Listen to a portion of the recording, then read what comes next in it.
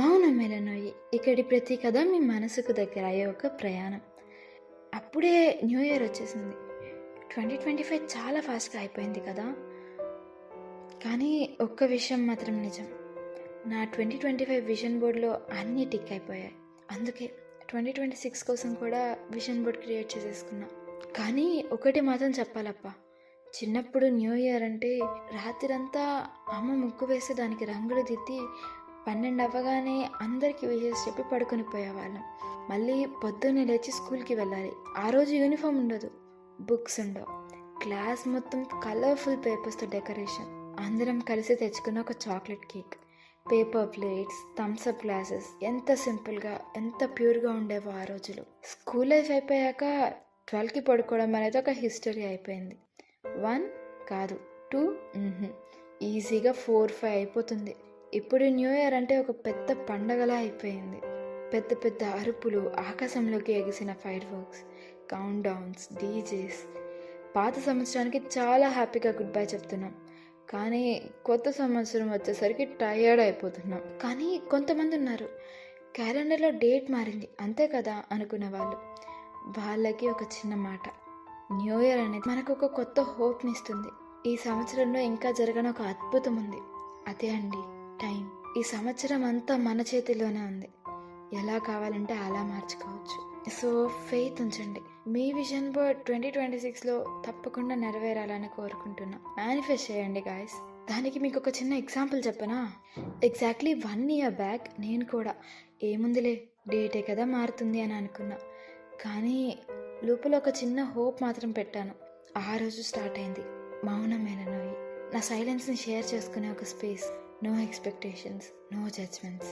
ఇది నేను ముందుగా ఎప్పుడు ప్లాన్ చేసింది కాదు, కానీ ఆ రోజు మేనిఫెస్ట్ చేశాను, మొదలు పెట్టాను. ఇన్స్టాగ్రామ్లో ఒక పేజ్గా స్టార్ట్ అయ్యి తర్వాత స్పాటిఫైలో ఇంకా యూట్యూబ్లో ఛానల్స్గా ఈ జర్నీ కొనసాగుతుంది. దీనివల్ల నా వాయిస్ నా హార్ట్తో డైరెక్ట్గా మాట్లాడడం మొదలుపెట్టింది. ఫస్ట్ వీడియో పెట్టిన రోజు 500 మంది విన్నారు. నిజంగా 500 మంది విన్నారా అనే ఆశ్చర్యం నాలో ఉంది. ఇంతలోనే ఒక ఎపిసోడ్ని 1000 కాదు, 2000 కాదు, 21,000 మంది విన్నారు. నా గొంతు అంతమంది వరకు చేరింది అని నేను చాలా గ్రేట్ఫుల్గా ఫీల్ అయ్యాను. కానీ నా ఆనందం ఆ నంబర్స్లో కాదండి, మీరు పెట్టే ఇన్స్టాగ్రామ్ డిఎమ్స్లో, వాట్సాప్లో మెసేజెస్లో ఉంది. ఈ ఎపిసోడ్ కోసం చాలా వెయిట్ చేశాను. నువ్వు చెప్తుంటే నా చిన్నతనం గుర్తొచ్చింది. నిజంగా కాలేజ్కి ఒకసారి వెళ్ళొచ్చాను తెలుసా. నీ రాతలో ఏదో మ్యాజిక్ ఉంది. ఇంకా ఇలా నాకు మాత్రమే కాదు, అమ్మకి నాన్నకు కూడా చెప్పారట. ఆ రోజు నాకు ఫెయిత్ వచ్చింది. నేను రాస్తే బాగుంటుంది, నేను మాట్లాడితే జనాలకి నచ్చుతుంది అని.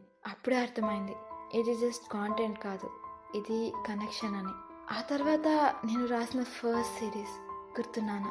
అది జస్ట్ ఒక సిరీస్ కాదు, అది నేను దాచుకున్న ఒక చిన్ని ప్రపంచం.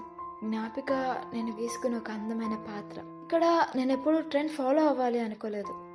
ఇక్కడ ఆథెంటిసిటీ ఉండాలి, వినే వాళ్ళ హార్ట్స్కి కనెక్ట్ అవ్వాలి అనుకున్నాను. అయ్యానని నమ్ముతున్నాను. మీకు తెలుసా, మీ ఒక్క కామెంట్, మీ ఒక్క మెసేజ్, నీ వాయిస్ బాగుంది అని చెప్పిన ఒక్క సెంటెన్స్, ఇవన్నీ నాకు చాలా స్ట్రెంత్ ఇచ్చాయి. ఈ సంవత్సరం అయిపోయింది, కానీ మన జర్నీ ఆగట్లేదు, ఇది కంటిన్యూ అవుతుంది. ఈ స్పేస్ని నాతో షేర్ చేసుకున్నందుకు థ్యాంక్ యూ. నా మాటలు విన్నందుకు థ్యాంక్ యూ. సపోర్ట్ చేసినందుకు థ్యాంక్ యూ. ఇంకా ఇక్కడ కన్సిస్టెంట్గా లేకపోయినా తిరిగి వచ్చినందుకు థ్యాంక్ యూ. ఇవన్నీ జరిగాయి అంటే ఆ రోజు నేను మేనిఫెస్ట్ చేయడం వల్లే. అందుకే మీరు కూడా కొత్త సంవత్సరంలో ఏదో ఒకటి మేనిఫెస్ట్ చేయండి, ఖచ్చితంగా నెరవేరుతుంది. ఇక సెలవు. అందరికీ నూతన సంవత్సర శుభాకాంక్షలు. ఇట్లు నేను మీ అమూల్య చోడిశెట్టి, సైనింగ్ ఆఫ్.